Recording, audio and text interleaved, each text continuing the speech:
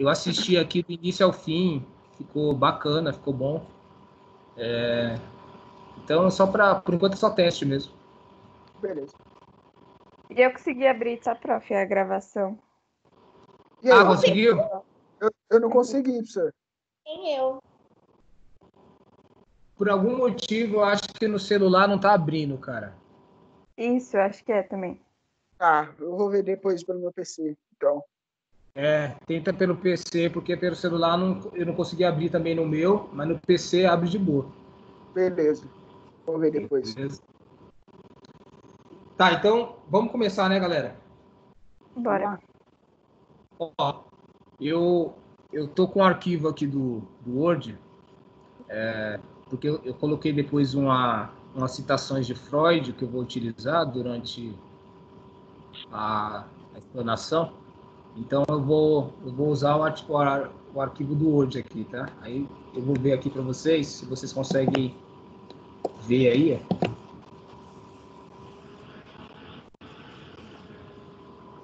Estão vendo? Sim. Sim. Então eu vou falar,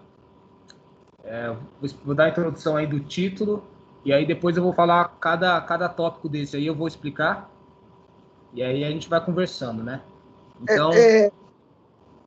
Desculpa interromper, mas acho que no slide tem, se eu não me engano. Não, tem. O problema é que como eu coloquei outras citações, aí eu acabei não... Só que, na verdade, no seu slide último que você mandou, na verdade, isso vai ter no anterior, só que o anterior eu acho que eu apaguei. Quer que eu te envie agora? Rapidão. Pode Não, ser mas também. assim tá. Apesar que aqui também dá para fazer também. Ah, tá bom então. Vocês estão vendo aí, não estão? Sim. Tá, então dá para... Então, o título aí que eu coloquei é Luxúria e Castidade, a verdade de ambas. Certo? Certo. Então, assim, ó. Fazendo uma introdução, quando a gente fala tanto de luxúria como de castidade, a gente está falando de ato sexual, né? A gente está falando de ato sexual. E a luxúria, enquanto um dos 7 pecados capitais, ela simboliza o sexo fora do limite, o sexo exacerbado. Aí entra, por exemplo, essas tipologias de orgia, promiscuidade, por exemplo. É uma pessoa que tem aí o vício da luxúria, ela é como se ela fosse obcecada por sexo, né? É ninfomaníaca? Seria, de certa forma, a única questão relacionada a uma ninfomaníaca, né? ou um ninfomaníaco, uma pessoa que tem a compulsão sexual, é que esse tipo de pessoa, elas são diagnosticadas e elas têm uma doença que, no caso, não necessariamente elas têm uma culpa por pensar e por querer sexo, vamos dizer assim, 24 horas. E no caso, a pessoa que pratica a luxúria, ela seria, de alguma forma, culpada, porque é de acordo com as escolhas que ela faz, que vai, de alguma forma,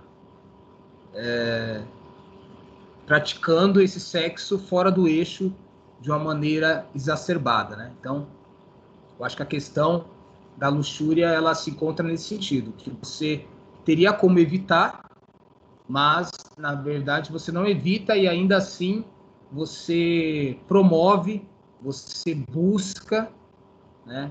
Talvez por uma questão de formação das escolhas que você vai fazendo, da forma que você foi educado, você meio que vai pegando ali um apego à experiência sexual, ao prazer sexual, de uma forma muito demasiada. É como se fosse mais ou menos isso, né? Então não é um indivíduo que tem uma compulsão como um elemento psicológico para atender necessariamente sem a sua vontade a desejar o sexo, como é o caso do ninfomaníaco, mas é uma pessoa que fez escolhas, ela tem como controlar, mas ela não consegue, e por isso que é uma coisa compulsiva. Então, pensando na definição da luxúria, a gente poderia falar, em linhas gerais, que seria basicamente isso, né? O sexo exagerado, né? Fora do eixo. Tá? Assim como a castidade, que é o que está no título, seria a ideia de estar dentro do eixo, fazer o sexo dentro dos seus limites, vamos colocar assim, só que pensando na visão religiosa, a gente sabe que a ideia da castidade, o sexo dentro do limite, dentro do seu lugar específico, é somente dentro do casamento e é monogâmico. Então a gente vai estar discutindo até que ponto o sexo, também praticado dentro do casamento de forma monogâmica, ele realmente pode ser considerado o sexo correto, ou até que ponto isso é uma ideia religiosa, é um conceito religioso que é imposto para as pessoas como sendo a ordem sexual. Então a gente vai questionar um pouco isso, pensando na visão religiosa, filosófica, psicológica, né, e também científica da sexualidade. Por isso que o título é A Verdade de Ambas, né? Vamos tentar, de alguma forma, ampliar um pouco a visão da sexualidade para pensar luxúria e castidade. Então, basicamente é isso que eu pretendo tratar com vocês. Certo? Aí, o primeiro tópico aqui, ó, ele tá assim, ó: instinto sexual, biológico de sobrevivência. Então, primeira coisa que a gente tem que saber é que o sexo ele é instinto, no sentido que, quando a gente fala de instinto, sempre estamos falando de alguma força, de algum desejo, alguma vontade que está dentro do nosso organismo, que a gente não controla, que a gente não consegue, de alguma forma, eliminar, né? Então a gente fala de, por exemplo, sentir fome é um instinto. Você, por exemplo, fazer digestão, inclusive defecar, né, é um instinto. Sem essas coisas você não consegue sobreviver, não consegue administrar bem a sua vida. E o sexo, ele é também um instinto. E aí, se a gente for pensar lá nos primórdios da humanidade, os primeiros seres humanos, homens e mulheres, eles, o organismo, eu chamo isso de inteligência biológica, o organismo, ele desenvolveu nos seres vivos, tanto masculino, no caso macho fêmea, masculino e feminino, o desejo sexual, como sendo uma força muito, muito intensa para desenvolver justamente a procriação.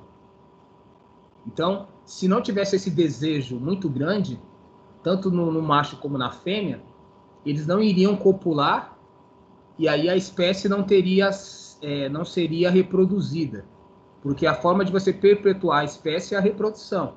E a reprodução, ela é sexuada, ela precisa justamente da participação de ambos os sexos. Então, a inteligência biológica, ela intensificou o desejo sexual para justamente garantir a reprodução. Tanto que dizem que se você tiver com extrema fome e você tiver com se você tiver com um período de abstinência sexual muito grande, é claro que a fome ela acaba sendo um pouco mais intensa por conta de você, se você não comer, não se alimentar, você morre, né? Você não consegue nem praticar o ato sexual. Mas tem casos, tem experimentos em que as pessoas com fome e com abstinência sexual, elas tinham mais propensão, algumas, a querer praticar o sexo para depois se alimentar, né? Para dizer que isso é um mecanismo muito forte dentro dos seres humanos. Beleza? Uhum. Tá? Então, o desejo sexual é extinto. E é como se fosse sentir fome. A gente sente fome de tempos em tempos, assim como a gente sente desejo sexual. Não tem essa pessoa que não sinta desejo Prof, sexual. e aqueles assexuados? É o povo que não. Então, é Eles não interessante têm? essa. Ou não? Isso, na verdade, a pessoa que ela é classificada dentro dessa orientação sexual como assexuado, o que acontece de verdade é que dentro essa pessoa no seu desenvolvimento psíquico, biológico, ela não desenvolveu isso de uma forma tão aflorada como a maioria das pessoas, então ela não tem esse desejo como sendo algo forte, instintivo, como acontece na gente. Então, muitas vezes as pessoas elas sentem desejo sexual de uma forma indireta. Então, por exemplo, porque assim, às vezes a gente pensa que o assexuado não sente desejo nunca. Na verdade, não. Ele sente, só que menos do que a maioria das pessoas, em alguns momentos específicos, como, por exemplo, eu vou dar um exemplo aqui, espero que eu não esteja sendo muito chulo, né? Mas a gente, sei lá, sente desejo de comer chocolate. Vai, sei lá. Isso não é uma coisa constante, é uma coisa que de vez em quando a gente sente desejo. Seria algo mais ou menos assim para eles. Não é que eles nunca sentem, mas eles sentem em alguns momentos, em algumas ocasiões, e depende muito do contexto. Muitas vezes de uma pessoa bacana, que não é a questão ali, o corpo físico, a pessoa é bela, não é isso. A questão muitas vezes é o jeito da pessoa, a forma da pessoa te tratar. Aí a partir desses elementos acaba desenvolvendo, surgindo o desejo sexual. Enquanto o instinto sexual, frio ali, calculista, ele é algo que acontece independente, vamos colocar assim, de uma boa relação, né, entre as pessoas, até delas se conhecerem. Ela simplesmente, ele tá latente no nosso corpo e quando, de alguma forma, um homem vê uma mulher e uma mulher vê um homem, né, se não tivesse as amarras da cultura e da religião, o natural o desejo sexual está muito evidente ali por se tratar de pessoas do sexo opostos, pensando aí na questão da reprodução, tá? Pensando nessa questão. Beleza? Tá. Então, o segundo aspecto, ele está falando assim, que aí eu já falei um pouco, reprodução e aspectos unitivos, Igreja Católica. Por que é importante colocar isso aqui? Porque, assim, a Igreja Católica, ela que também trabalha muito essa questão dos pecados capitais, dos 7 pecados capitais, as outras igrejas, por exemplo, evangélicas, não trabalham muito isso. Quem trabalha mais isso é a Igreja Católica. E a Igreja Católica, nos documentos dela, eu ia até trazer os documentos aqui, mas eu acho que não é tão importante. Mas se você pegar o Código de Direito Canônico, se você pegar o Catecismo da Igreja Católica e outros documentos da Igreja que fala sobre o sexo, a Igreja vai definir que é o seguinte: o sexo, a função do sexo, o papel do sexo é 2. A reprodução e o que eles chamam de aspectos unitivos, porque o sexo une o casal, né? O sexo une o casal, só que a igreja vai entender casal, homem e mulher, né? Casal que tem a potência de gerar a vida. Então, para a Igreja Católica, esses são os 2 aspectos que ela coloca, que ela apresenta como sendo critério para a sexualidade: reprodução e união do casal. E esse casal tem que ser casado dentro da igreja. Ela não aceita a ideia do sexo fora, né, do casamento. Então, e que não tenha como objetivo a reprodução. Tanto que eu não sei se vocês sabem disso, mas se um casal, se duas pessoas quiserem casar na igreja católica e falarem assim, ó, nós queremos casar, nós nos amamos loucamente, mas não queremos ter filhos, a igreja católica não celebra esse casamento. Certo? Porque se não tiver abertura para os filhos, a igreja católica não aceita como legítimo esse casamento. Ou seja, pensar em ter filhos é algo essencial para você casar dentro da igreja católica. Então, basicamente, é isso. Vamos continuar. Se alguém tiver pergunta, fica à vontade. Não, eu só ia acrescentar que, tipo, basicamente é que eles desconsideram o casamento, tipo, é inválido, né? Exatamente. O casamento que foi feito sem essas intenções é considerado inválido, ele não aconteceu, e aquilo que a Lorena colocou, a Igreja Católica, ela coloca isso como uma regra, como algo que não tem como você falar assim, eu quero tirar essa cláusula. Não tem como. Para a Igreja Católica, ou você aceita ou não tem casamento.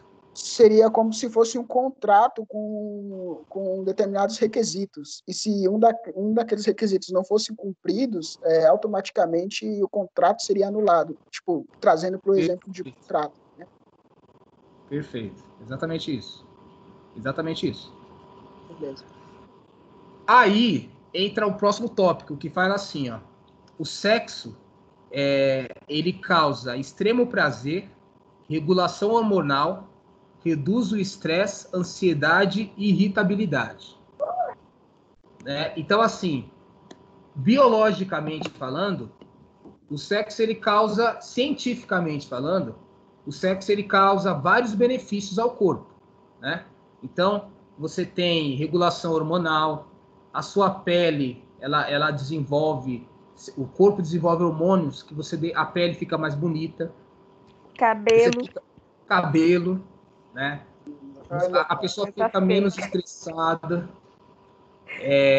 A pessoa, enfim, a falta de sexo, a abstinência sexual por muito tempo desenvolve irritabilidade. Então, a pessoa que tem uma vida sexual ativa, ela não é irritada, ela é uma pessoa que consegue, de alguma forma, lidar com as frustrações e com os conflitos de forma melhor.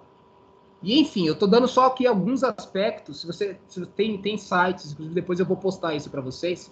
Tem um site que fala todos os benefícios do sexo, né, do ato sexual. Então, qual é a grande questão aqui que eu coloco? Aí, agora levando para a ideia teológica.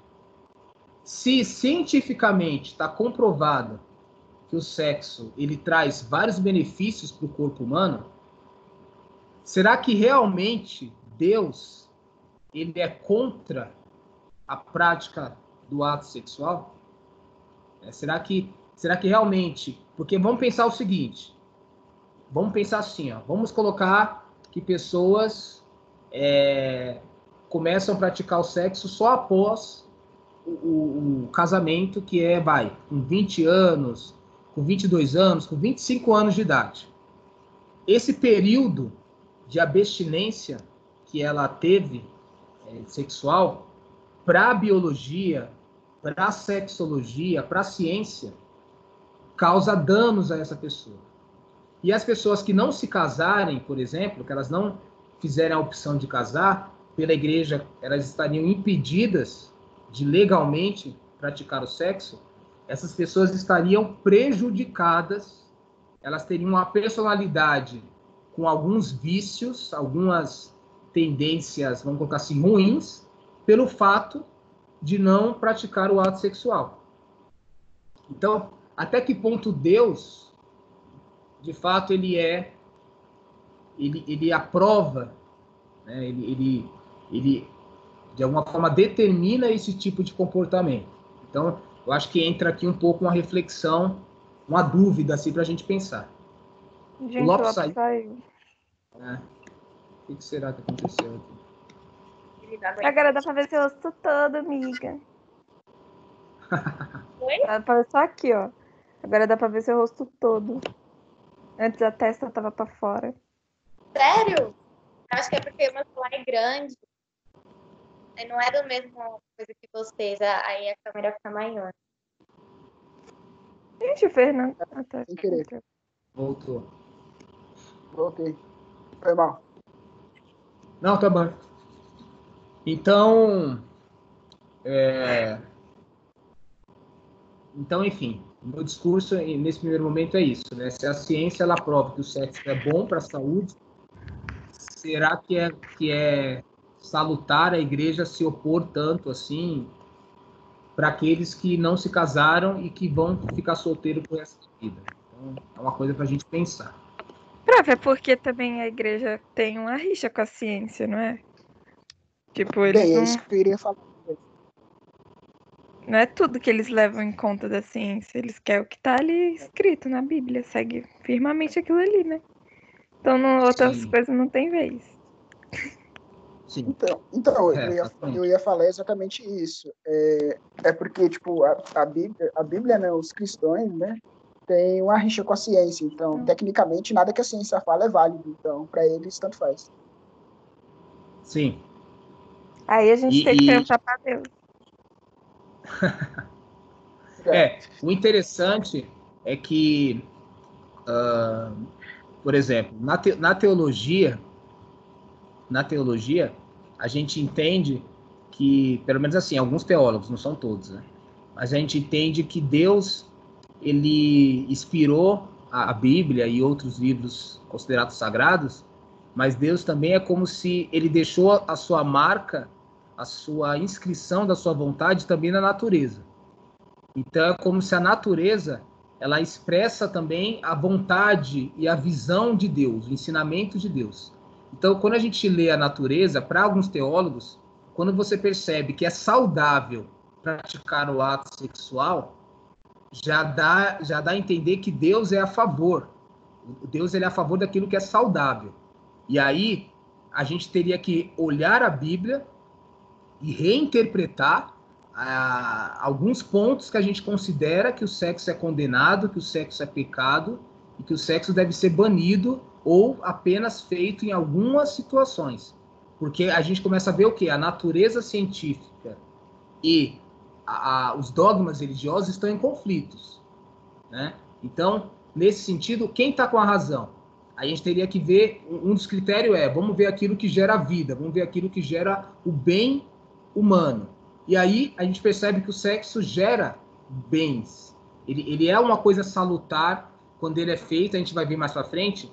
Evidente, não é que eu não estou defendendo aqui a luxúria teologicamente, né? Mas defendendo um sexo que seja feito com respeito, com carinho, que você valorize a pessoa, que depois a gente vai ver, tem uns pontos que vão falar um pouco sobre isso, mas enfim, é isso que alguns teólogos consideram. Como é que Deus vai colocar que algo é ruim, que é pecado, se ele gera bem, se ele gera benefícios para o corpo humano, para a mente e assim por diante. Então, alguma coisa aí está errado, e não é com Deus, muitas vezes é com o ser humano que cria preconceitos, que cria de alguma forma amarras para interpretar de forma incoerente a Bíblia e qual seria a verdadeira vontade de Deus, vamos colocar assim.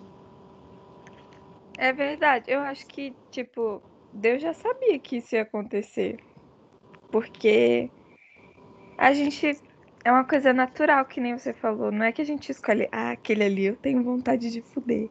Não, a gente só sente. Até porque não é com todo mundo. Não é todo mundo que a gente sente, né? Então, sei lá, faz parte da nossa natureza mesmo. Exato. E se ele. Pode falar. Foi Deus que fez a nossa natureza, tipo, os nossos prazeres, essas coisas assim?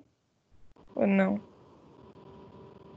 Então, essa é uma pergunta que, assim, até se a gente fosse voltar um pouco ali ao que a gente já estudou no livro do Gênesis, A ideia é que Deus, ele cria o ser humano e ele pede para que o ser humano participe do processo criacional. Ele pede que a natureza também colabore com o processo criacional, que ele fala faça-se a luz, e não apenas ele faz a luz. Então ele fala que a natureza, que os animais, que eles se desenvolvam, que eles, de alguma forma, existam, né? Que eles participem e colaborem com o processo criacional. Então, de certa forma, a gente entende o seguinte: Deus deu autonomia para o ser humano, de alguma forma, desenvolver também coisas que ele escolheu para si. Assim como Deus também colaborou com algumas coisas. Foi uma coparticipação. Então, a gente poderia falar assim, o desejo sexual, né? Ele é algo criado por Deus ou criado pelo homem? Pode ser que tenha sido, nessa leitura, criado pelo homem, mas Deus permitiu. Deus permitiu, até mesmo porque é uma coisa que é universal, como você mesmo colocou, Lorena. A gente pode não sentir desejo sexual por todo mundo, mas a gente sente. A gente sente por boa parte das pessoas, ou por uma parte considerável das pessoas. Isso significa que é algo que está para além da nossa vontade, né, de querer ou não sentir. Então é algo que faz parte de nós, da nossa natureza. Se é algo que faz parte da nossa natureza, sempre universalmente falando, então é algo que Deus permitiu e Deus não se opõe a isso. Pode falar. Quando eu pratico o ato sexual, pensando só no meu próprio prazer e não na procriação, eu não estou praticando um pouco do orgulho, porque eu estou pensando só em mim, eu estou pensando só no meu prazer, não no bem da sociedade, que é gerar filhos.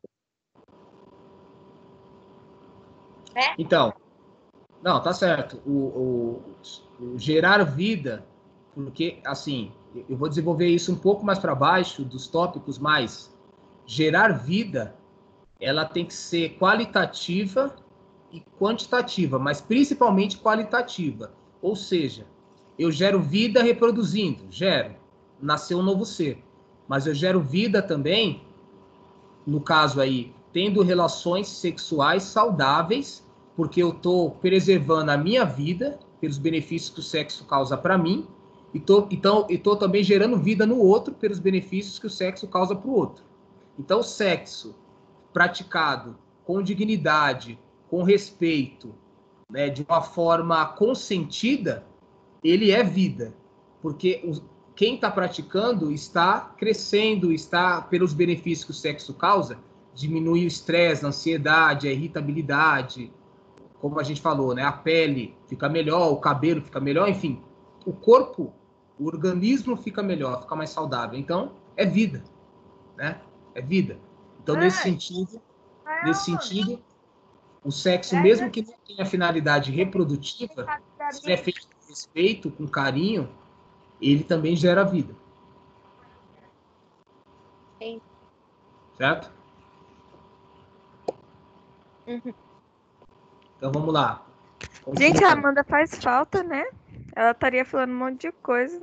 É verdade. Já falando em cima dela. Verdade. Faz falta. Gente, mas a menina tomou um remédio pra dormir, porque até agora não acordou. Alguma coisa aconteceu, né? Uhum.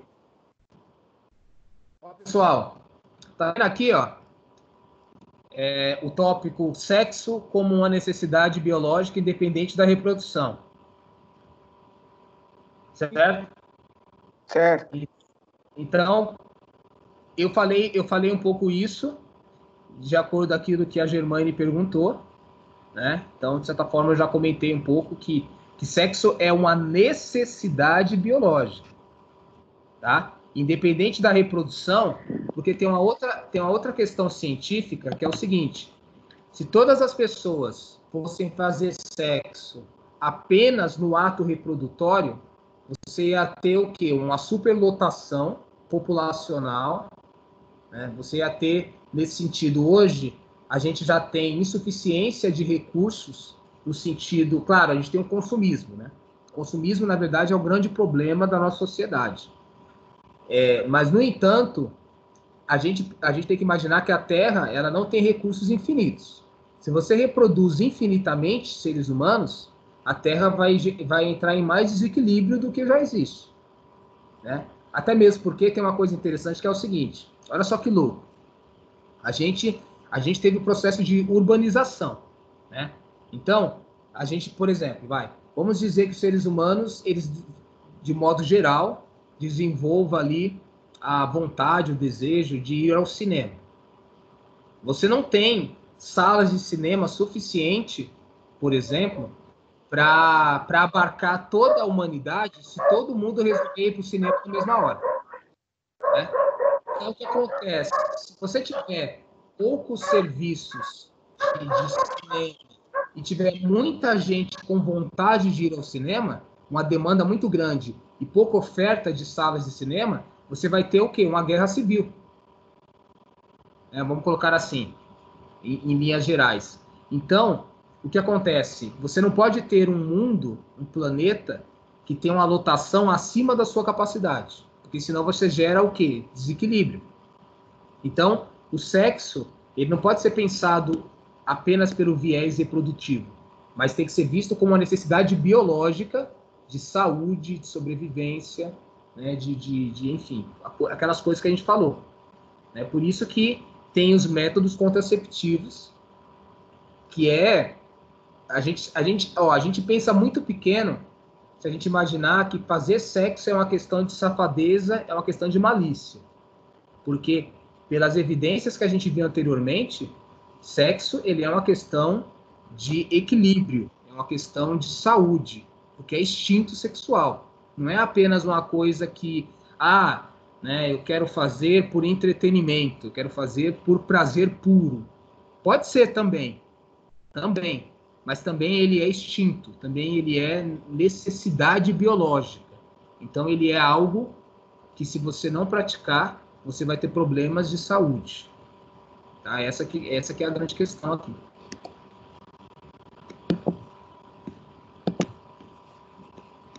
Aí, eu vou entrar com Freud, né? Tá vendo aqui, ó? Vocês estão lendo aí. Controle, abstinência e repressão. Sim. Certo? Certo.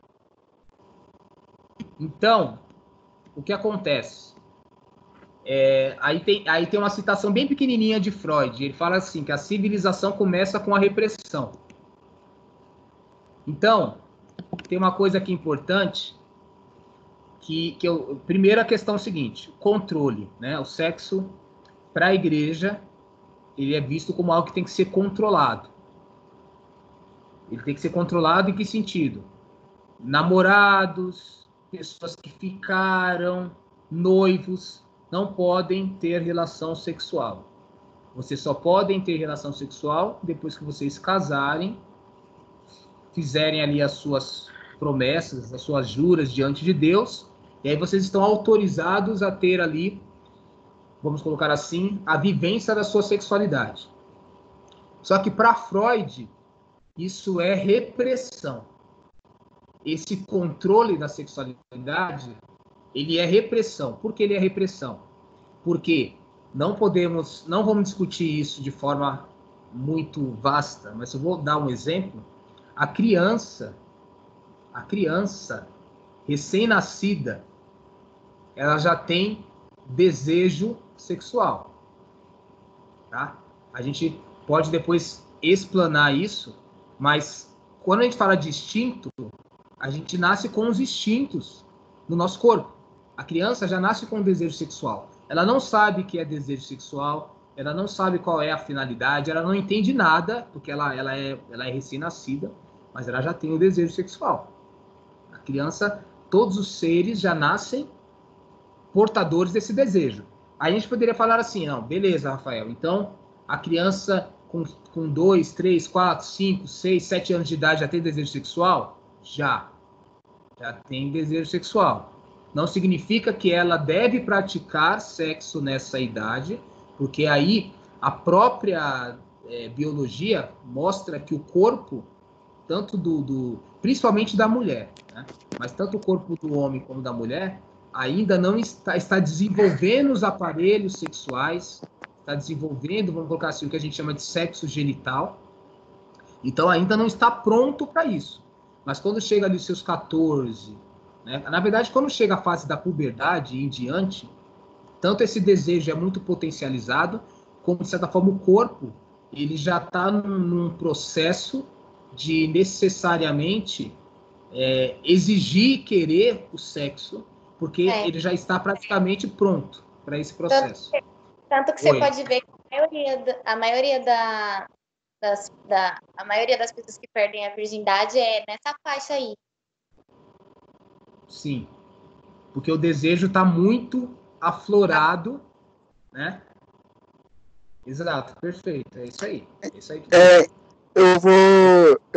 Bem, eu queria colocar uma colocação que você disse assim que, tipo, até quando as pessoas, tipo, os seres humanos nascem, eles sentem vontade de fazer sexo, né? Tipo, sente desejo.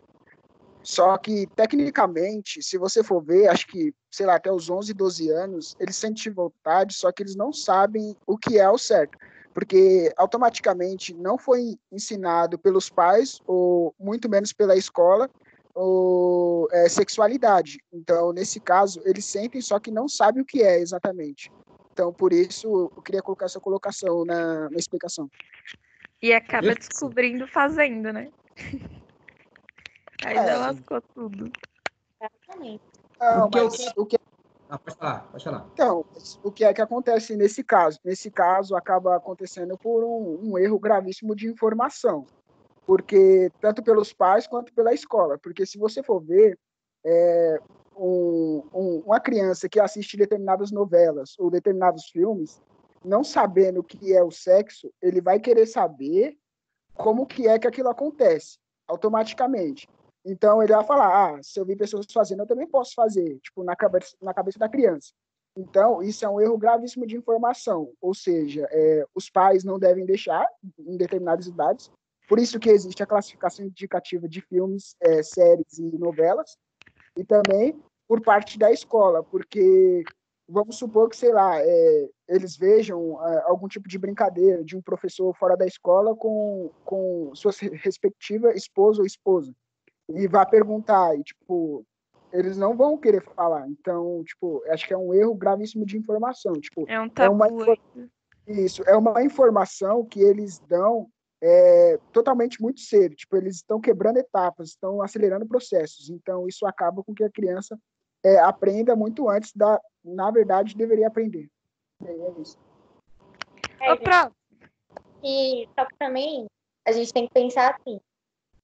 Claro que não deveria ser um tabu, né? Porque isso tem que ser falado. Eu acho que a melhor maneira, assim, de você falar sobre isso é dentro da sua casa, né? Seus pais falarem com você. Porém, muitos pais não falam com os filhos sobre sexo. E aí fica em segundo plano, tipo, nas costas da escola, né?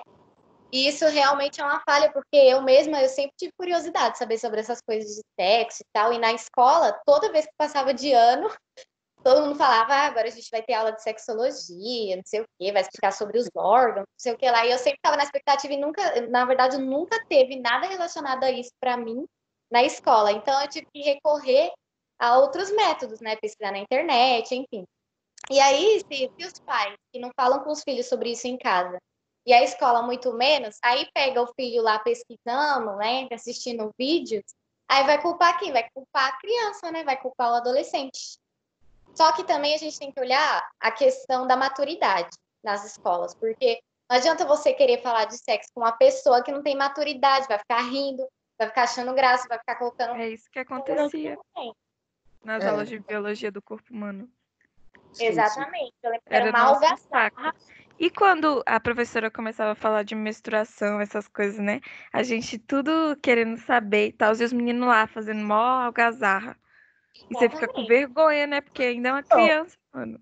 Então, eu particularmente, eu nunca fiz esse tipo de coisa. Eu particularmente, tipo... Não, meninos assim no geral, porque o geral faz. Você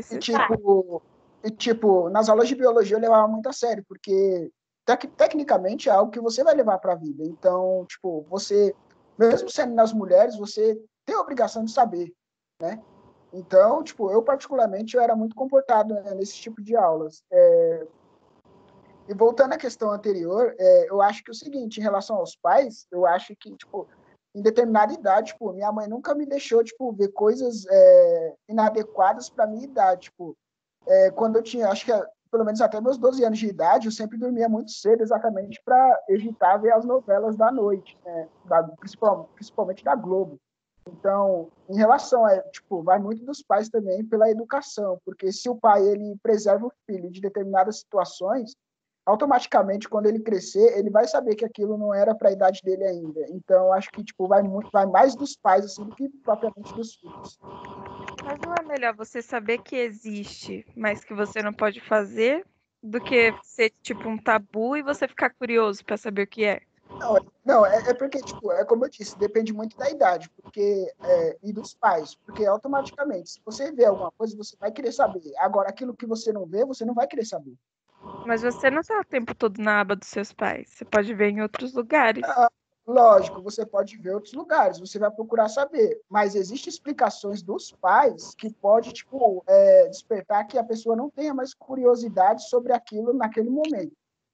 Então, por isso que você eu saber o falo, que além é, dos mas pais. falar que não é a hora ainda. Que vai chegar, mas.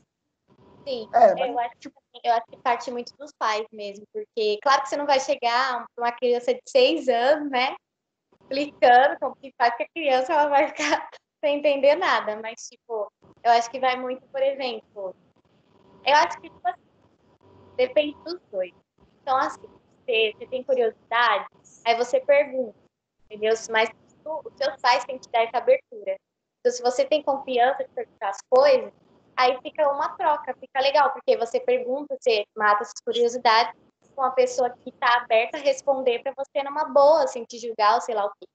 Comigo sempre foi assim, a minha família, ela sempre foi muito aberta com essa questão de, principalmente minha mãe, minha tia, eu sempre tive diálogo com elas, então eu sempre fui muito fluida, né? E é o que deveria acontecer com todo mundo, porque a maioria das coisas eu pergunto para minha família, eu acho que é a melhor coisa. A minha não. A minha é totalmente diferente. Minha mãe nunca conversou comigo sobre sexo. Só que também eu acho que é uma coisa assim de antigo, sabe? Que eles não têm o costume de falar sobre isso com ninguém, assim. É como se fosse um tabu mesmo, sabe? Eu senti falta dessas coisas de conversar, dela ficar perguntando e tal. Então, não sei, né? então, em E relação você a vê que pode falar. Não, pode falar você, vai, eu vou depois. Eu só ia falar assim que você vê que é um tabu realmente, porque como eu sempre, minha mãe sempre conversou comigo essas coisas, né? Acho que a gente sobre o que a gente calma, sobre o que a gente mais conversa sobre sexo, mas isso não é o caso. Então, a gente sempre falou sobre isso. E eu, tipo assim, lá quando eu era pequenininha, quando as meninas começavam a falar desse assunto, as meninas, minhas amiguinhas, né, da época, quando elas tocavam nesse assunto, eu meio que dava uma aula, entendeu? E aí elas falavam, nossa, eu falando isso, que safadeza, não sei o quê, você é mó safada, você é mó maliciosa, porque é um tabu, entendeu? Isso não deveria ser visto assim, deveria falar, nossa, poxa, que legal, né? Vamos aprender aqui, vamos ensinar e tal. Fala mesmo. Eu acho que, tipo, depende muito da pessoa, porque, tipo, com o passar do tempo, tem pessoas que vão se atualizando e tem pessoas que continuam com o pensamento antigo. Então, tipo, em relação a isso, tipo, eu sempre conversei muito com a minha mãe, agora com meu pai, não, meu pai é mais fechado em relação a isso. Então, eu quase não converso com ele sobre isso, necessariamente. Agora, minha mãe não, minha mãe, ela topa conversar sobre qualquer assunto, independente do que for.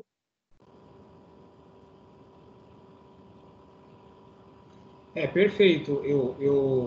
Assim, tem algumas coisas que a gente pode depois aprofundar relacionado à sexualidade da criança, porque tem muita coisa aí que interessante de se falar.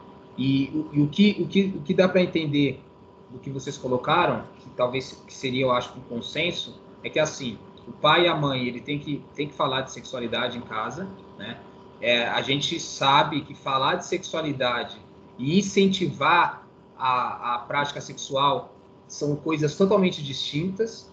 É igual você falar assim, eu vou falar com a criança de que existe o crime, ou a criança vê criminalidade na televisão, significa que ela vai pegar uma arma e vai sair matando todo mundo, né? A gente sabe que não tem essa ligação, por isso que o tabu, na verdade, ele é uma coisa, é um medo, um preconceito, uma falta de desconhecimento sobre as coisas.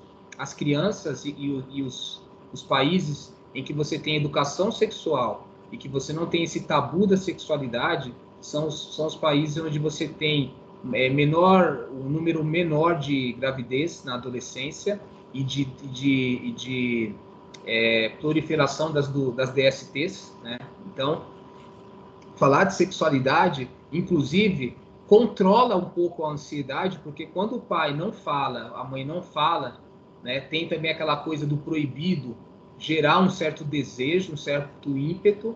Então, esse processo ele acontece quando você tem aquele desejo, aquele instinto, e ninguém fala para você, você não vai conseguir conter aquilo. Você vai para cima, cara. Você vai buscar experiências, porque o proibido é mais gostoso. Essa ideia do proibido ser mais gostoso, aí entra um pouco na ideia de psicanálise que a gente vai ver mais para frente. E eu ia falar uma coisa, só que eu acho que eu não vou falar agora, porque vai dar abertura a um debate que é importante, mas eu acho que ele precisa de mais tempo, né, em relação à sexualidade da criança. Mas eu vou deixar isso mais para frente para não polemizar muito, né? Mas vamos na sequência, então. Ó, isso aqui que eu coloquei é importante, que é assim, ó. Para Freud, é sempre lembrar que é o seguinte, para Freud, todo controle sexual e toda abstinência, ela é repressão. O que é a repressão? Repressão é quando você tem um desejo, tem um instinto, que se você não permitir que ele venha à tona, que ele seja praticado, aquilo vai te trazer problemas psicológicos. Aquele desejo não praticado, ele não deixa de existir, ele é reprimido e ele vai se alojar dentro do seu corpo psíquico de uma forma negativa, porque é uma frustração. Então, imagina o seguinte, é como se você tivesse... Porque, na verdade, o que é a repressão, né? Você está reprimindo um desejo, só que esse desejo também ele é extinto, ou seja, ele é necessário para a sua sobrevivência, para a sua vida, para a administração e saúde da sua vida psíquica e física, fisiológica. Então, se você vai reprimindo isso, que é essencial para a sua subsistência, para o seu equilíbrio, você vai, aos poucos, entrando em desequilíbrio, você vai adoecendo, né? Então, você vai se traumatizando, você vai tendo problemas no seu corpo, no seu desenvolvimento. Então, para Freud, o controle, ele tem um limite, tá? Ele não pode ser absoluto. Então, Freud, de um modo geral, ele é contra o controle, né? Ele não é que ele está sendo a favor da luxúria. Sempre lembrando é isso. É um sexo dentro de um equilíbrio, dentro de um lugar, né? Mas ele não pode ser controlado de forma absoluta, ou seja, que é a abstinência, porque senão ele vai causar problemas fisiológicos e problemas também psíquicos para as pessoas que reprimirem esse desejo. E isso aqui é muito louco, pessoal. O desejo, você tem um desejo. Se esse desejo não for satisfeito, esse desejo não some. Ele não deixa de existir. Ele só vai sair do campo da consciência e vai para o inconsciente. E ele vai continuar frustrado lá. Então, em algum momento, esse desejo frustrado vai se manifestar. E aí, quando ele se manifesta, você pode ter problemas mais graves, porque você não conseguiu satisfazer aquele desejo que é instinto. Ou seja, você não tem a escolha de não sentir. Ou sentir. Não é uma questão de escolha, é uma questão de necessidade biológica. Então, olha só o perigo da repressão sexual. Ela vai te trazer problemas, tá? Então, Freud está colocando isso. E ele fala que a civilização, ela começa com a repressão. Depois, não hoje, eu só vou deixar um gostinho para vocês, eu vou explicar por que a sociedade entendeu que é importante reprimir o sexo. por que a civilização se tornou um aparelho de repressão. Não só a igreja, mas também o mundo do trabalho. Mas eu não vou explicar isso hoje, tá? Eu só vou deixar um gostinho para vocês. Então, eu vou ler aqui uma citação de Freud. Vocês estão vendo aí? Sim. Olha só. Privamo-nos para mantermos a nossa integridade. Poupamos a nossa saúde, a nossa capacidade de gozar a vida, as nossas emoções, guardamos-nos para alguma coisa sem querer, sem sequer sabermos o que é essa coisa, ou o que essa coisa é. E este hábito de reprimirmos constantemente as nossas pulsões naturais é que faz de nós seres tão refinados. Por que é que não nos embriagamos? Por que a vergonha e os transtornos das dores de cabeça fazem nascer um desprazer mais importante que o prazer da embriaguez? Por que é que não nos apaixonamos todos os meses de novo? Por que, por altura de cada separação, uma parte dos nossos corações fica desfeita? Assim, esforçamo-nos mais por evitar o sofrimento do que na busca do prazer. Se vocês conseguiram entender um pouco o que ele está colocando, né? Mas a gente, de um modo geral, ele entende que a civilização, a igreja, as instituições, elas são aparelhos de controle do humano, do corpo humano. Inclusive, Michel Foucault, ele vai chamar isso de biopoder, né, que é o poder sobre o corpo.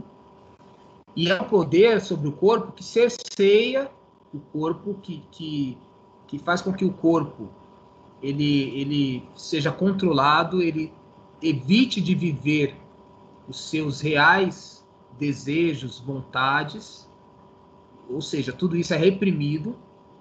E aí o que acontece com esse corpo e com essa mente? Ele é um corpo e uma mente que tem como regra o sofrimento, porque a gente mais se priva do que a gente quer viver do que de alguma forma se permite. Então, isso vai dar problemas, porque Freud, por exemplo, vai colocar que o prazer, que ele chama também de libido, e que ele vai depois também colocar como eros, né? O prazer, a libido, o eros, essa energia que está dentro de nós, ela é o motor da nossa vida, e que se a gente não alimentar esse motor, se a gente não colocar combustível, não satisfazer as vontades e os desejos desse motor, ele vai quebrar. Uma hora ele vai quebrar. Ele vai entrar em desequilíbrio.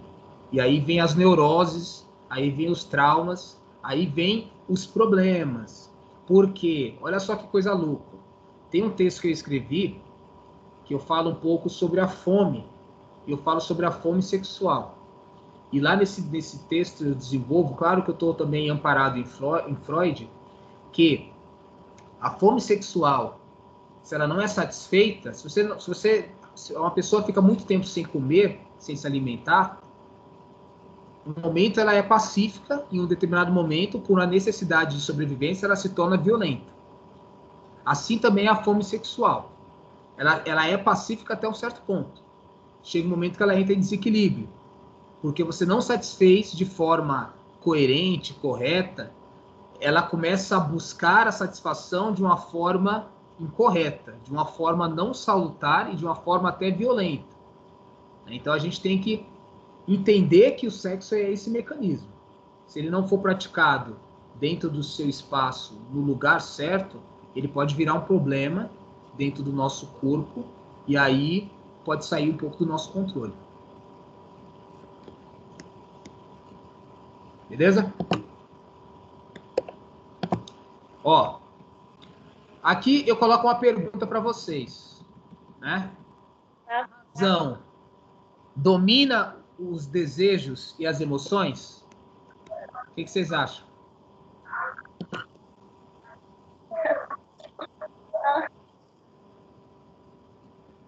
a razão, né, a nossa racionalidade, a nossa intelectualidade, ela domina, ela controla os nossos desejos e emoções? O que vocês acham? Não. Não. Por quê? Bom, Porque não, o desejo você sente. Tipo, não é uma coisa que nem eu tinha falado, próprio, que você fala, vou sentir agora. Entendeu? É uma coisa natural, sei lá. Tipo emoção também. Você não. Ah, eu vou chorar agora. Não, você simplesmente chora por causa de outra coisa que aconteceu, sei lá. Uma coisa assim, eu acho que não é, né? Mas pode estar totalmente errado. não, então, eu acho que não, porque é como ela diz, tipo, os desejos, as emoções é algo que vem de dentro. Agora, a racionalidade, a intelectualidade é algo que é externo, a gente adquire com o passar do tempo. Então, assim, o desejo e a vontade é algo que está na gente, desde quando a gente é criancinha até, sei lá, até morrer, né? Interno. Agora, agora a intelectualidade, a racionalidade não, a gente vai adquirindo com o passar do tempo, com as pessoas ensinando para a gente o que é certo, o que é errado, enfim, sem contar que existem fatores que, em algumas situações, o desejo, ele domina a racionalidade, porque você sabe que aquilo não está certo, porém você faz mesmo assim porque está com vontade, então eu acho que é mais nesse ponto, assim, nessa visão que eu vejo isso, essa pergunta. Quer falar, Germaine? Não, concordo com tudo que eles falaram. Perfeito. Tá. Então a gente já tem essa ideia, a gente já tem muito claro que emoções e desejo você não controla, você sente, né? E você tem a percepção disso. A consciência ela tem percepção que você está sentindo determinados desejos que podem ser lícitos ou ilícitos. A consciência percebe, tem percepção que você está sentindo esses desejos, como também aí entra aquela questão, né? A racionalidade ela pensa, reflete sobre aquilo, só que muitas vezes o desejo ele é muito forte, ele é tão intenso que você não coloca os critérios racionais, os impedimentos jurídicos e morais como elemento, né, para você de alguma forma abrir mão daquele desejo, mas um desejo reprimido, inclusive, que ele começa a ficar muito intensificado, chega uma hora que o indivíduo ele prefere romper a lei, cometer um crime, mesmo que ele vá sentir depois um peso na consciência, uma culpa, mas ele prefere a culpa do que a não satisfação do desejo. Por isso que... pode falar. Não, pode falar, professor. Eu só posso dar um exemplo depois de você terminar a sua linha de pensamento. Eu posso dar um exemplo bem simples do que é o desejo e a racionalidade. Perfeito. Então eu ia terminar falando assim: a gente tem que tomar muito cuidado para o nosso desejo, a nossa vontade, ele não chegar nesse extremo, porque vai chegar uma hora que, mesmo que ela seja satisfeita, ela vai gerar problemas, seja aquela ideia de culpa, seja também o impacto que ela vai ter nas outras pessoas. Então, ela não vai só me prejudicar, ela pode prejudicar, geralmente ela vai prejudicar terceiros, não apenas eu, vai prejudicar outros. E por que, muitas vezes? Porque eu não soube administrar esse desejo, eu só reprimi ele, eu só controlei ele, e aí depois ele virou um problema que eu não consigo com ele. Pode falar, Lopes. Então, o exemplo que eu vou dar, ele é bem simples. Eu não sei se, tipo, as meninas já viveram isso, enfim, mas, sei lá, não sei. Aí vocês vão falar depois. É como, tipo, eu particularmente, eu nunca fiz isso, mas enfim. É como se, tipo, você fosse convidado para cabular a aula para ficar com determinada pessoa, certo? Você sabe que os seus pais estão sabendo que você está indo para a escola, né? Para os seus pais, você está na escola. E você, tipo, você sabe que aquilo é errado, mas você sente um desejo muito grande de fazer aquilo, de poder não ir para a aula, mas ir para outro lugar, com amigos, sei lá, cabular a aula para ficar com uma pessoa, qualquer tipo de coisa. E aí você vai e faz isso. Ou seja, você foi dominado pelo desejo, você não agiu com racionalidade, você não pensou nas consequências que aquilo pode te trazer. Porque a partir do momento que você está fora da escola, pode acontecer qualquer coisa com você. Você pode ser roubado, pode ser sequestrado, pode ser atropelado, enfim. Uma série de coisas pode acontecer com você. Gente, Então, você não está sendo racional. vocês Então, lembram... Só rapidinho, só vou colocar aqui, ajuda. Vocês lembram daquela menina lá que acho que cabulou a aula pra ir pra represa sim, e acabou morrendo no meio do caminho? Ô, sim. Jesus, gente. Fiquei com medo depois daí, mas mesmo assim eu fiz. Tá Então, vendo? aí é por isso que eu falo, que o desejo, ela é algo interno, porque se fosse externo, você iria pensar. Então, a racionalidade é algo que você adquire, entende? Então, racionalidade não é algo que, tá sempre presente em você, porque nem sempre você vai, pensar com racionalidade, vai pensar antes de agir. Você vai e age por impulso, que é um sentimento muito presente no nosso dia a dia. Olha só que isso é muito interessante, porque o que o Freud fala, né? Freud fala assim, ó, já que a gente não controla o nosso desejo, né? A gente não controla aí os nossos instintos, enfim, nosso desejo. Então a gente sabe que nem todos os momentos e nem com todas as pessoas a gente pode realizar esse desejo. Então o que resta a gente tem que planejar esse momento de realização desse desejo. A gente tem que organizar isso. Muitas vezes a gente pode até, entre aspas, protelar no sentido de colocar um pouco mais para frente a nossa satisfação. A gente pode, eu quero nesse momento, só que nesse momento agora não dá. A pessoa certa, e aí eu estou falando bem na questão sexual, a pessoa certa, a pessoa que consente comigo em fazer sexo não está aqui, então eu não posso realizar esse desejo agora. Então o que eu vou fazer? Eu vou organizar um momento adequado para que eu e essa pessoa consiga realizar esse desejo, essa vontade, porque agora não dá. Então eu vou adiar essa premiação. O que eu não posso fazer, segundo Freud, é reprimir. Eu nunca, em nenhum momento, com nenhuma pessoa, fazer esse ato, porque aí esse é o grande problema.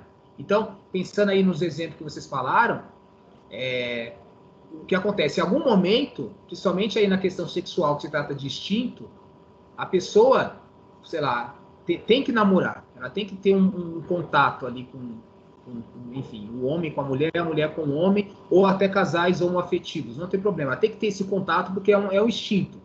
Mas faça isso de forma racional, organizada, que não gere perigos e maiores problemas, tanto para você como para o outro. Porque às vezes você corre muitos riscos, né? E aí acaba sendo muito mais grave. Mas é essa a questão, é planejar, é até adiar, mas não reprimir. Porque reprimir é um problema tão grande quanto você também fazer de forma desplanejada, de qualquer jeito também é uma forma problemática que gera problemas, mas reprimir também é uma outra forma de gerar problemas. Certo? Certo, perfeito. Ó, a resposta de Freud para essa pergunta é isso aqui, ó. Nem sempre é a razão que governa nossas ações. Impulsos irracionais determinam nossos pensamentos, nossos sonhos e nossas ações. Tais impulsos irracionais são capazes de trazer à luz instintos e necessidades que estão profundamente enraizados dentro de nós. Então, a gente, na verdade, respondeu já essa questão e aquilo que Freud fala vem de acordo com aquilo que a gente disse. A gente não controla impulsos, a gente não controla desejos, e quando eles são reprimidos durante muito tempo, eles voltam com mais força, eles voltam com mais intensidade, aí entra aquilo que a gente comentou anteriormente, ou você vai reprimir, continuar a reprimir isso e ficar doente mental, por exemplo, ter problemas de esquizofrenia, problemas de traumas, ou você vai buscar a satisfação desses desejos de forma violenta. Então você entra em quê? Em desequilíbrio, seja físico, seja psíquico. Você vai entrar em desequilíbrio. Então, por isso que você precisa saber administrar esses desejos, esses instintos, esses impulsos, para que ele não vire um problema ainda mais grave, ainda maior. Tá? Aí, eu tô acabando já aqui, eu entro aqui, ó, na primeira questão, que é o seguinte: sexo, castidade e temperança, né? A igreja, ela coloca o termo temperança, é uma virtude que a igreja entende, que é o controle sobre os prazeres, o controle sobre a sexualidade, né? E aí a igreja coloca que a Eu vi sobre temperança... isso quando eu tava Sereno? vendo o negócio da gula. É que eu não lembro mais direito, mas eu vi que Ah, a solução da gula era a temperança, alguma coisa, é, ou inverso, não é sei. isso. Não, é isso mesmo, é isso mesmo. A temperança é uma virtude que controla os prazeres, né? Então, a temperança, ela controla todos os 7 pecados capitais. Qual é entre aspas, né? Qual é a virtude principal que controla eles? É a temperança. Porque ela vai moderar os prazeres, ela vai colocar o prazer ali no seu momento certo, da forma certa, na hora certa, com a pessoa certa e assim por diante. Então, temperança seria essa a ideia. Só que o que eu acho o problema é quando a igreja coloca que temperança é abstinência, né? Que castidade é abstinência, porque não há temperança que controle impulso e instinto sexual. Tá? Ela controla exageros, ela controla aquilo que está saindo um pouco vamos colocar assim, do aceitável, do bom senso. Mas ela não controla impulsos e instintos a ponto de você nunca mais sentir esses desejos, essas vontades, e que isso vai ficar tudo bem se você não realizar, entendeu? Uhum. Então, tem que tomar cuidado com isso.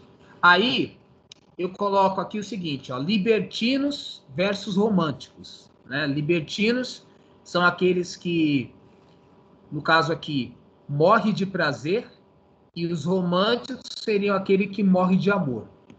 Aí eu coloco a seguinte questão para vocês: vocês acham que existe essa divisão da seguinte forma: as pessoas que não estão na igreja e vivem a sua sexualidade, elas são libertinos, que morrem de prazer, buscam prazer, e as pessoas que estão na igreja, que não praticam sexo, e enfim, elas são românticos, que gostam um do outro e não sentem desejo sexual. Como é que vocês veem essas questões?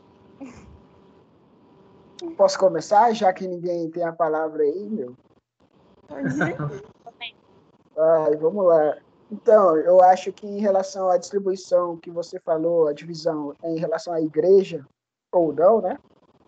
Que você apresentou para nós, eu acho que isso não existe. Tipo, a pessoa que está na igreja, ela é romântica, e a pessoa que não está na igreja é libertina, né? Eu acho o seguinte, eu acho que varia da pessoa, depende, porque tem muitas pessoas que não pensam no prazer como algo contínuo. Tem pessoas que sempre procuram a pessoa certa, certo? Independente de ela ser da igreja ou não. Tem pessoas que falam, eu só vou praticar o sexo com a pessoa certa, com a pessoa que eu me senti confortável. Tipo, não é com qualquer pessoa. Então, isso depende muito da pessoa. Eu acho que não existe essa divisão. Tipo, existe essa divisão em relação às pessoas, mas não em grupos de pessoas, como a igreja e as pessoas que não são da igreja. Então, basicamente é isso. Muito boa reflexão, Lopes. Muito boa Valeu. reflexão. Querem falar, meninas? Pode falar à vontade, né? Concordo. Gente, é porque não tem isso, não, de quem tá na igreja é só do amor e quem tá fora do prazer, nada a ver. Tipo, sei lá. Não, A gente não responde assim só por. Ah, tô na igreja, vou sentir só amor. Aí tô fora, vou sentir só isso. Totalmente errado esse negócio. eu acho que quem tá na igreja e concorda assim plenamente com esse negócio de casar depois do casamento, eu acho que tem que gostar mesmo e ser fiel mesmo, porque a todo momento eles estão sendo reprimidos. Eles sentem vontade Eu acho e que não esse povo é o que mais trai. Eu posso dar mais uma conclusão? Mais uma. Então, conseguem. assim, eu acho que, tipo, as pessoas da igreja, normalmente, elas são mais atiçadas que propriamente as pessoas que não são. Exatamente pela seguinte questão. Eu acho que o único que segue à risca isso, e às vezes nem sempre, como eu disse, varia das pessoas, é o líder religioso de cada igreja. Possa ser, não sei se todos, não estou generalizando todos que fazem, né, que seguem a risca, mas pelo menos alguns. E eu acho que, tipo, como eu disse, depende da pessoa, depende muito da pessoa. Tipo, não dá para você apontar, tipo, que as pessoas da igreja são do amor. Não tem como apontar isso. Tipo, depende muito da pessoa, depende muito da vontade, do que ela pensa, enfim, são diversos fatores. Uhum. E isso daí também remete à racionalidade, intelectualidade também. Isso dá ligação. Porque automaticamente, se a pessoa for da igreja e ela tem uma esposa e sentir prazer na esposa motivadamente, é muito difícil ela ir.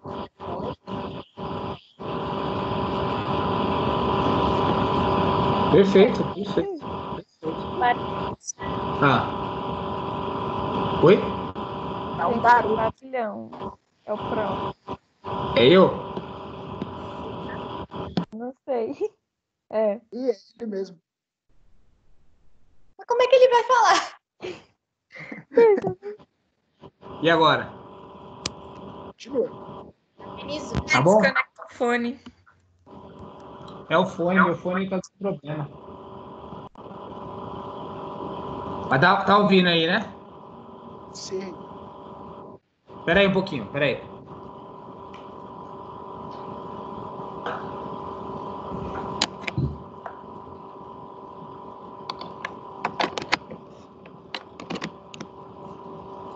Tá me ouvindo?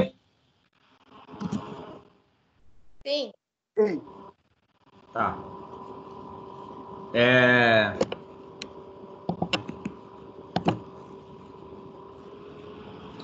Ó,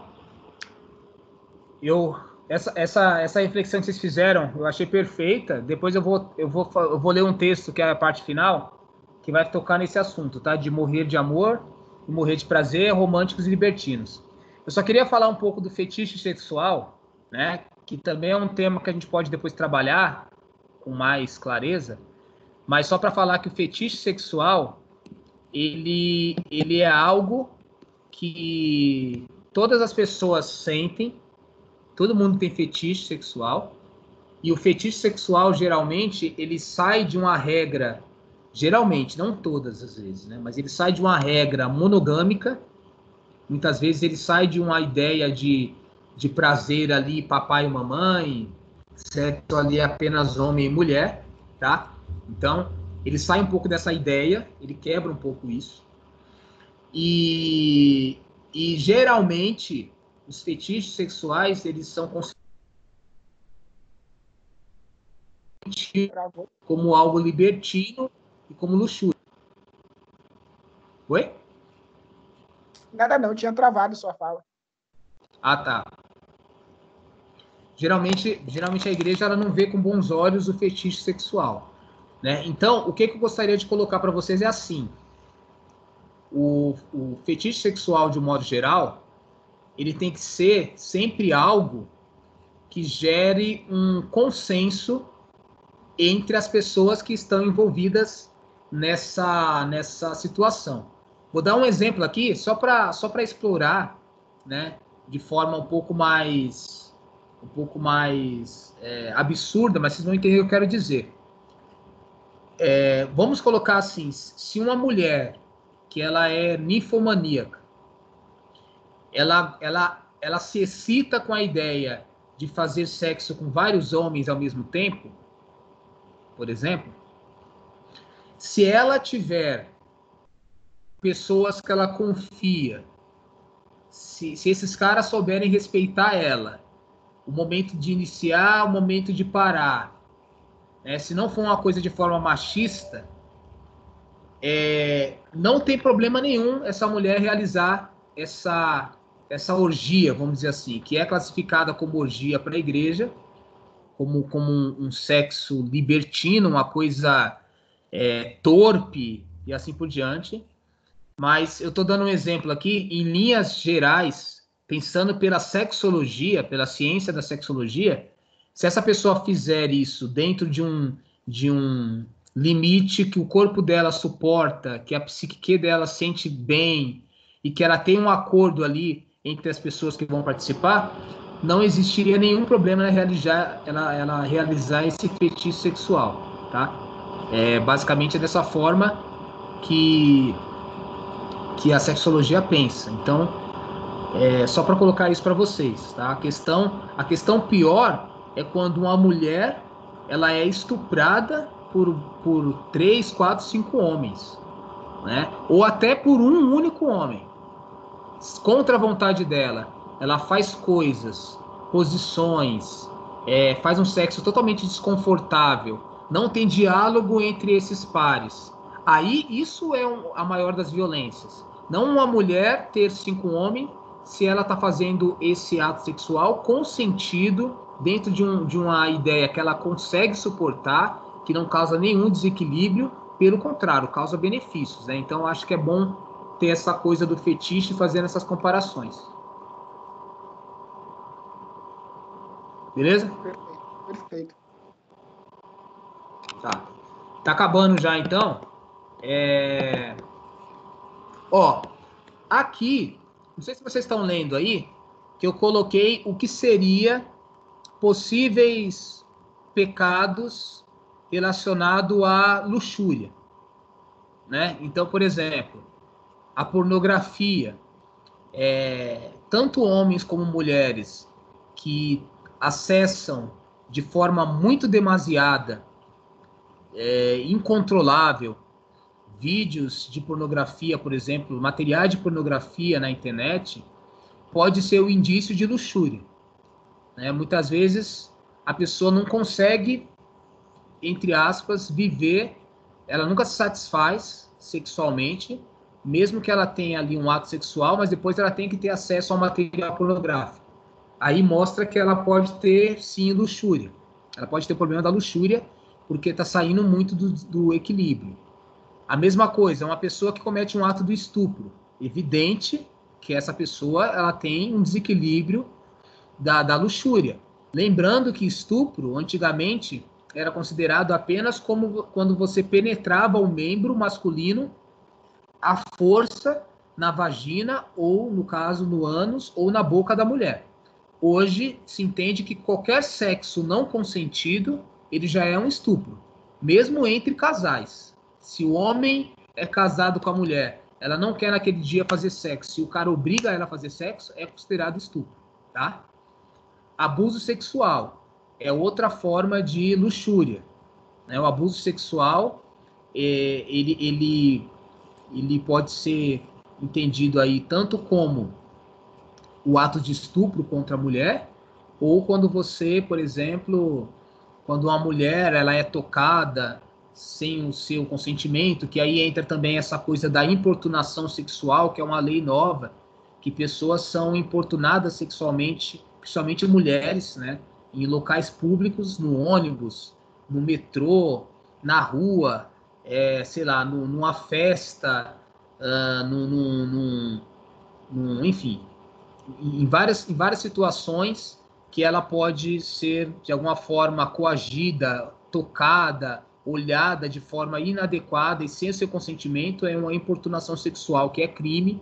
Assédio sexual, né, também, que acontece geralmente quando uma pessoa, sei lá, um dono de empresa, ele quer que a sua secretária fique com ele, porque senão ele manda ela embora, né? Então, esse processo também é um ato de luxúria, tá? Estupro de vulnerável uma criança, né, menor de idade, ou independente de ser menor de idade, uma criança que não sabe o que é o sexo, não está preparada e nem quer o sexo, e muitas vezes ela é, no caso, abusada aí sexualmente por pessoas, muitas vezes até próximas dela, na maioria dos casos acontece com pessoas próximas, né? Então estupro de vulnerável, ele é também luxúria. Aí eu coloquei o termo fornicação, que é uma palavra que a igreja usa, né, sobre isso, mas depois eu vou mandar para vocês um vídeo do Padre Fábio de Mello dando uma explicação sobre isso, que é espetacular. Você vai ver o Padre Fábio de Mello falando sobre essa questão da fornicação. Eu não vou falar muito, que ele vai falar. Aí tem a questão do casamento e castidade, né, que a gente vai ver um pouquinho mais para frente, que no meu texto eu vou falar sobre isso, porque casamento, ele pode ser um casamento que você respeite ali a pessoa, e aí gera castidade, só que o casamento também, mesmo que tenha o contrato de ser casado na igreja, ele pode gerar estupro. Então, nesse sentido, né, não é só porque está casado que as pessoas vão ter o respeito adequado à sua sexualidade. Aí tem a questão do adultério, é considerado também fornicação, não, é considerado luxúria, e para a Igreja Católica isso está mudando um pouco, mas para a Igreja Católica Evangélica a masturbação também é considerado luxúria, tá? Então é isso. Aí eu deixei um outro tópico falando sobre Maria e Jesus em relação à castidade. Eu não vou falar sobre isso hoje, mas é um tema que a gente vai falar sobre isso futuramente. E aí eu coloquei assim: a castidade que reprime e a libertinagem que liberta. Tá? A castidade que reprime e a libertinagem que liberta. O que vocês acham dessa frase? E aí depois eu vou ler um texto que vai finalizar a minha explanação. Então, ó, a castidade que reprime e a libertinagem que liberta. O que vocês poderiam falar sobre isso?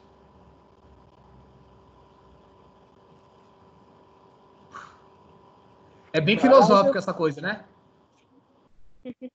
É? Um pouquinho. É filosófico, né? Vai ter que ser eu de novo. Vai, Lopes, vai, você é o gênio. Você é o gênio, o rei da cocada preta. As suas palavras são sábias, fale. Não, eu não sou o rei da cocada preta, eu sou o rei de todas as cocadas. Entendeu? Oh, meu senhor. Eu sirvo a... Então, quando você fala sobre... Como é que é a frase de novo? Só para mim... É a castidade que reprime e a libertinagem que liberta. Ó, vamos analisar as frases. Vamos começar pela análise de frases. Quando a gente fala de reprime, a gente está falando sobre repressão. Repressão é você estar preso a alguma coisa, estar dentro de uma bolha, certo? Agora, certo. A libertinagem e a liberdade é algo que, tipo, você meio que você pode fazer o que você achar melhor, o que você desejar. O que a frase quer dizer? Castidade. Exatamente que você está preso, talvez, entre aspas, a uma pessoa ou alguma situação. E quando fala sobre a libertinagem, está falando que você é livre para poder praticar com quem quiser. Independente de ser seu esposo, sua esposa, namorado, amigo, enfim. Basicamente é isso. Certo. E as meninas, querem falar alguma coisa? Por enquanto, não. Não? Tá. Então, eu vou comentar no final, e aí o Fernando trouxe uma reflexão que tem tudo a ver com a provocação que foi feita, e aí esse texto foi um texto que eu criei, que eu escrevi, baseado em todas essas reflexões que a gente fez dentro desse tema, tá? Aí eu vou ler o texto, e aí a gente finaliza o encontro de hoje. Então, o texto eu coloquei o seguinte tema aqui, ó: morrer de amor é mais santo que morrer de prazer? Tá? Então, o título é esse: morrer de amor é mais santo que morrer de prazer? Estão conseguindo ver aí? Sim. Em linhas gerais, acreditamos que as pessoas que amam e são românticas são santas, puras, sem malícias Acreditamos que, de um lado, temos os amantes e bons, e de outro lado, os libertinos e maus, aqueles que fazem sexo sem compromisso. Mas será que é realmente assim? Não que necessariamente todos os românticos sejam religiosos e que todos os libertinos sejam ateus. Mas, de um modo geral, é mais comum as ideologias românticas se alinhar aos religiosos, assim como aqueles que vivem uma sexualidade mais livre não se sentem à vontade em participar de círculos religiosos mais moralistas. Primeiro, esses rótulos de santos e pecadores é uma forma mascarada de camuflar o desejo sexual ou atração sexual. Porque, independente do sentimento, quem ama ou quem simplesmente quer transar, ambos têm em comum o desejo sexual. Então se igualam nesse sentido. É falso e mentiroso a ideia de que entre um casal, mesmo que seja dos evangélicos mais puros, só existe amor, sem desejo. Até mesmo porque o desejo sexual vem do instinto sexual. E nesse sentido, de um modo geral, independente da moralidade, todos os seres humanos sentem desejo sexual, exceto aqueles que se enquadram dentro de uma orientação sexual denominada assexual, em que o afixo a denota que essa pessoa não tem fortes desejos sexuais preponderantes, como funciona com a maioria das pessoas. Mas, em linhas gerais, todos, sejam civilizados ou não, sejam religiosos ou não, sentem desejo sexual, atração, paixão. Lado seria também uma forma de estereotipar que aqueles que têm uma atração sexual e querem fazer o sexo pelo sexo, nunca há sentimento, carinho, respeito e empatia pelo parceiro sexual, e que só há uma relação objetal entre ambos. Acho que as coisas não são tão preto no branco assim como imaginamos. Acredito piamente que isso é o que chamamos de máscara protecionista das pessoas quererem santificar e puritanizar suas transgressões e perversões, assim como demonizar as ações daqueles que não são religiosos, mas praticam a relação sexual igualmente ou até mais eticamente humanas, mas que são maculadas por estratégia, por esses religiosos, mesmo que inconscientemente, fruto da ideia moral e dogmática de classificar como melhores que os outros. Evidente que quem tem necessidade desse comportamento são os puritanistas religiosos. Um ponto importante a ser tratado aqui. Quando as pessoas se casam cumprindo todo aquele script, se conheceram, namoraram, se noivaram, segundo as orientações perfectíssimas das religiões moralistas cristãs. Espera aí um pouquinho, tá, pessoal? Ó, o carro do...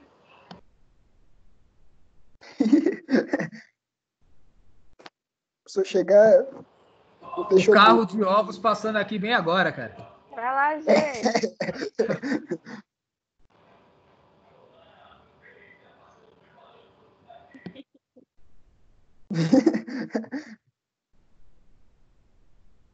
E aí, gente, animado para voltar às aulas, gente?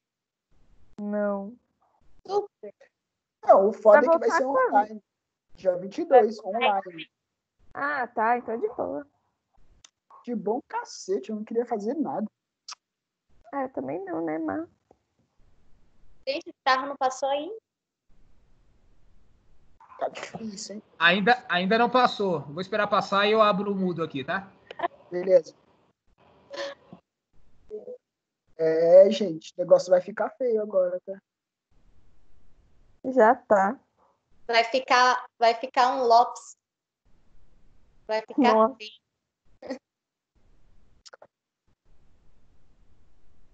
Tô até pensando, mano. Será que o Julian vai pedir aqueles negócios lá, velho? Porque eu não fiz nada ainda.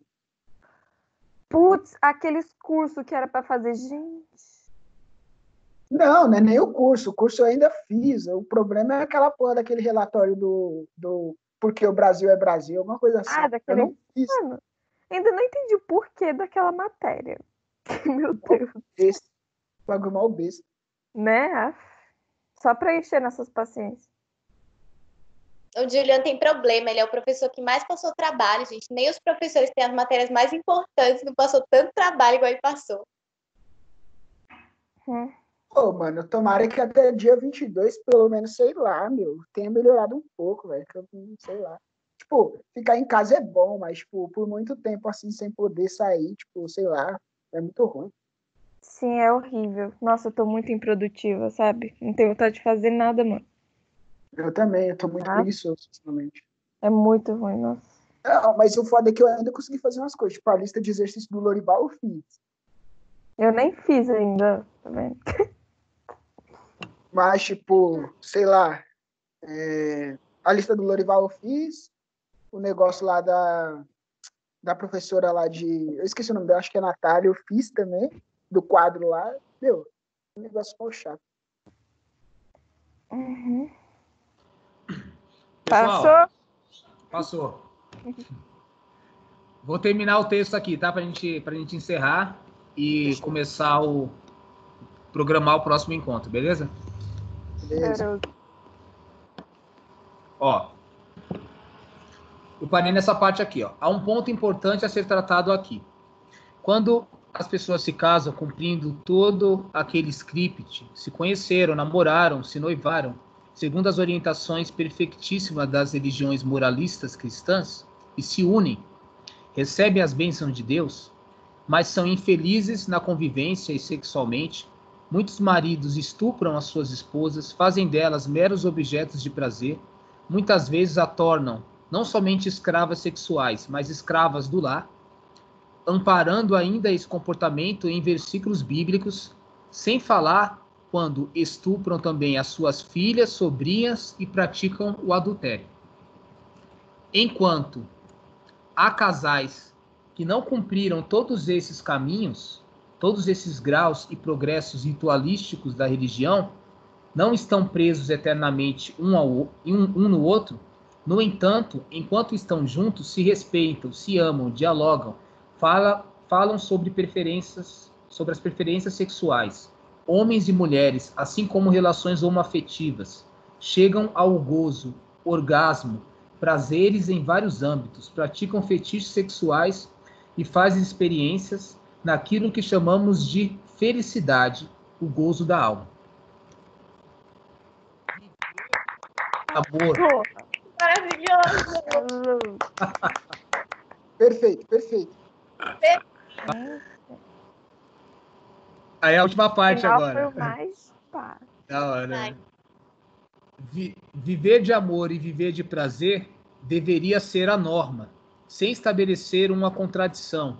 E independente de rótulos religiosos, que às vezes, ao invés de cumprir seus objetivos, pervertem totalmente nas práticas as suas premissas e ideais, que as pessoas entendam que o caráter, as escolhas, a humanidade e a maturação independem de esquemas religiosos. São esses elementos que farão um relacionamento afetivo e sexual verter seus reais frutos. Não. Outra salva de palmas, porque tá muito bom. Vamos lá.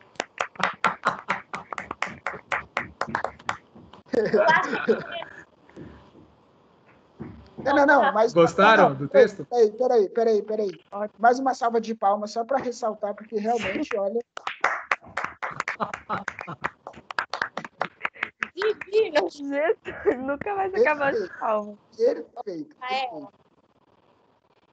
Gente, na verdade, eu tenho três colocações. E depois, no final, eu tenho uma pergunta.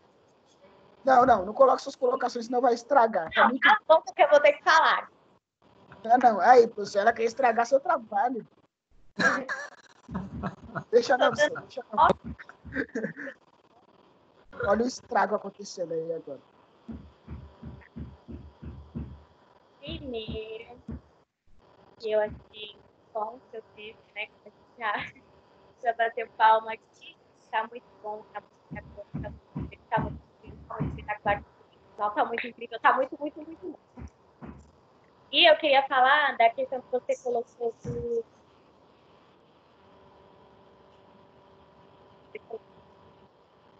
Germane. Oi? Germane, tá cortando. Eu queria falar... Calma, tô tentando lembrar. Tá vendo? Nem se lembrar mais. Professor, manda ela desligar. Lembrei. E eu achei legal você colocar essa questão que a gente tem que desconstruir esse pensamento de que aqueles que estão na igreja, aqueles que são religiosos, que seguem lá, tentam seguir a risca a castidade, eles são totalmente puros, totalmente santos, e parar de falar que quem não é da igreja, quem não segue a risca essa questão da castidade, é do diabo, porque isso daí não tem nada a ver.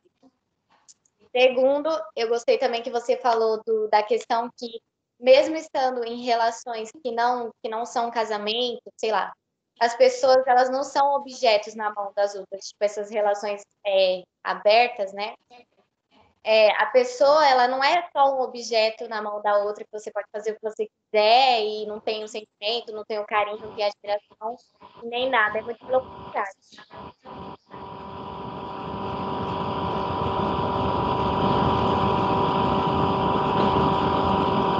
Cortou, Germane.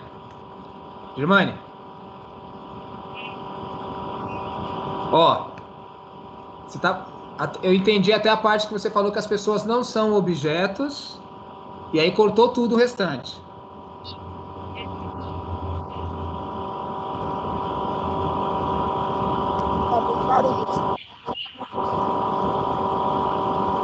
Que bosta, cara. Não tá saindo, Germane. Ó, liga e desliga o seu microfone para ver se volta melhor.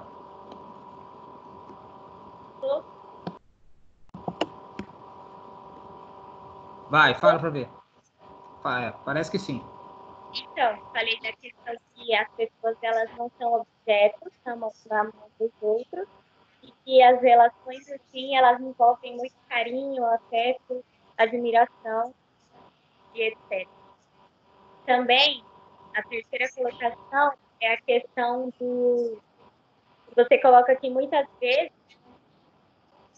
as pessoas que se tornam realmente objetos na mão dos outros é aqueles que estão casados na igreja lá e que acham que é dono dos outros, que a sua mulher é sua propriedade, que você pode ser propriedade com ela, porque você já está casado e acaba perdendo o carinho, acaba perdendo o amor e tal. E a pergunta é que assim, vamos supor lá que você é da igreja, você segue a risca lá, você só pode ter relações sexuais após o casamento. Aí, e se as pessoas, tipo assim, esperam tanto, né? Aí se casam e tal, aí vão lá transar e não gostam. Tipo, não é o que elas esperavam, porque, querendo ou não, o sexo, ele é um vínculo muito forte para manter uma relação. Então, vai que você não se identifica com a pessoa na cama e tal. Não gosta do que ela faz, você não era aquilo que você esperava. E aí, tipo, você para? Então, pela religião, você não tem uma autorização contratual, legal, não tem uma cláusula que diz que o homem e a mulher podem romper aquele vínculo matrimonial, aquele casamento, porque não houve ali uma sintonia sexual. Não existe essa possibilidade. Até mesmo porque a ideia religiosa é que o amor é como se o amor ele estivesse para além do sexo, e se sentir amor necessariamente vai ter prazer sexual. E aí, isso é um problema muito grave, porque por que os gregos separaram coisas que a gente já estudou. 7 tipos de amor. Dentre eles, a gente pode falar aqui do amor storge, né? A gente pode falar do storge, pode falar do eros, pode falar do filia, por exemplo. Porque tem pessoas que se amam. Filia, se ama storge, mas não se ama eros, né? A pessoa, ela não tem, por mais que ela goste da outra pessoa, ela acha a pessoa maravilhosa e até sente uma certa atração sexual. Quando ela faz a experiência sexual, ela acaba se frustrando e perdendo o total interesse, porque não ligou, não deu conexão.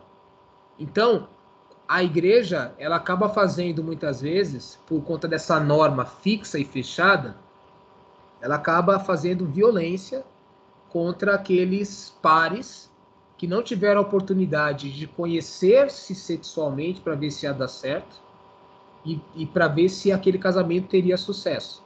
Então, infelizmente, a igreja não dá essa possibilidade, mas a gente sabe que ele é uma, de certa forma, do ponto de vista sexual, pode ser uma ignorância que condene as pessoas que casarem a serem eternos e satisfeitos sexualmente. Sim. Certo? Perfeito. Mais alguém? Gostaria de fazer algum comentário, alguma pergunta? Não, eu concordo. Você desconstruiu tudo assim, tipo, que o povo falava nesse texto, né? Foi muito legal. Em relação a comentário, eu gostei bastante do texto, achei interessante. E o barulho voltou. Parabéns. Sei que tá querendo aí. Tá cortando, né? Eu. Tá. Então vamos fazer a programação para quarta-feira? Vamos. O que acontece? Depois eu vou ver com a Amanda o que aconteceu, né? Mas aí o pecado capital a gente vê como é que faz.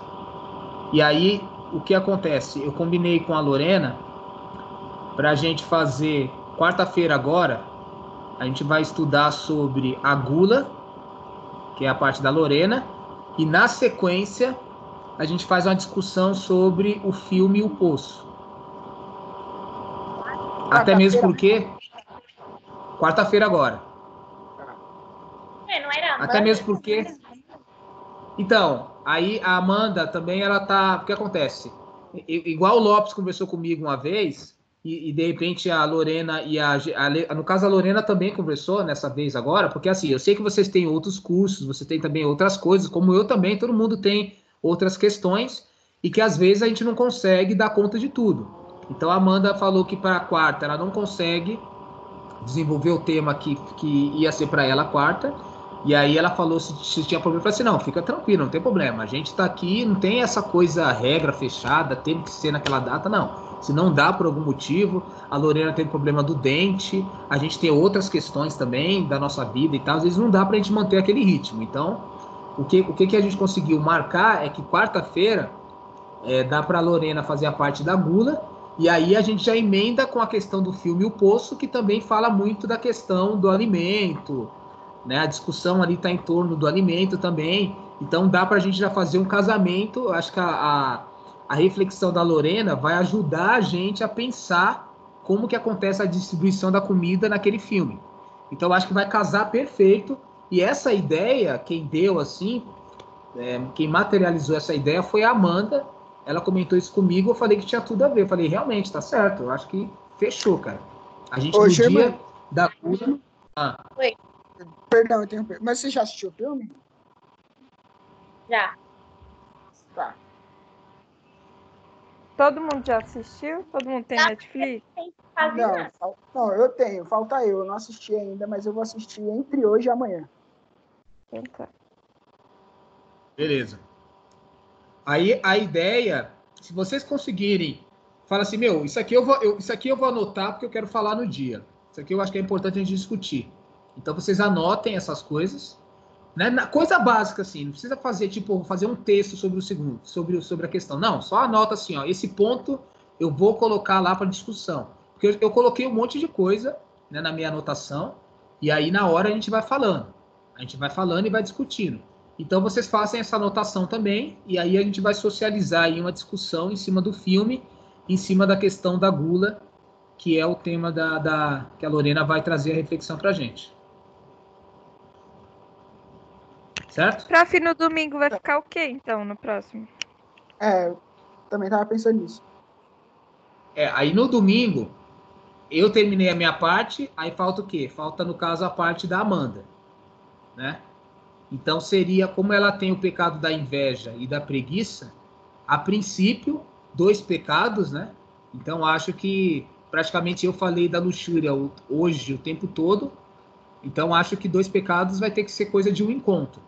Aí eu falo com a Amanda, de repente ela quer ajuda, eu dou um apoio para ela não ficar sozinha ali, mas aí seria isso, o domingo seria a Amanda com inveja e preguiça. Então, no caso, em relação à maldição africana, ficaria para a próxima quarta-feira, sem ser essa? Exatamente. Beleza, entendi. Porque senão também fica muito né? Fica muito eu falando, depois eu falando de novo. Aí também eu já tô cansado de mim. Imagina vocês. Né? Aí vai chegar a hora você vai falar assim, vamos tirar o Rafael do grupo. A gente já tá de saco cheio. Então. Não aguento Aí vocês vão me tirar do grupo, mano. Aí eu tô pensando nisso, né, mano? Tô evitando que aconteça essa questão, entendeu? Certo. Então, acho que é isso, então, pessoal. Fechou. Fechou? É isso. Pessoal, obrigado. Então, Obrigada, gente. maravilhoso. Parabéns. Eu agradeço também pelo espaço para todo mundo aí. Ó. Parabéns pela agradecendo. Obrigada por você. Obrigada por ouvirem minhas coisas sem sentido. É nóis. E, Germaine, toma cuidado com seus vizinhos, tá? Por favor. Os lindos. Você vai ganhar ovo hoje. Pelo jeito ela vai ganhar uns 4 ou 6, né? Eita, ela sabe, então. Não. Como é que você sabe? Não, porque, presta atenção, ó, como é que eu sei? Ela logo falou assim, meus vizinhos, então tecnicamente não é um só. Então, tipo, arrisquei 4 ou 6, porque pode ser 2 ou 3. Tipo, uma matemática mais ou menos assim, entendeu? Pode ser mais também, não sei. Uhum. Ai, gente. Ok. Ai, meu Deus. Então é isso, galera. Boa tarde para vocês. Igualmente. Tamo junto. E até o próximo encontro. Fechou. Tchau. Tchau, gente. Tchau, gente.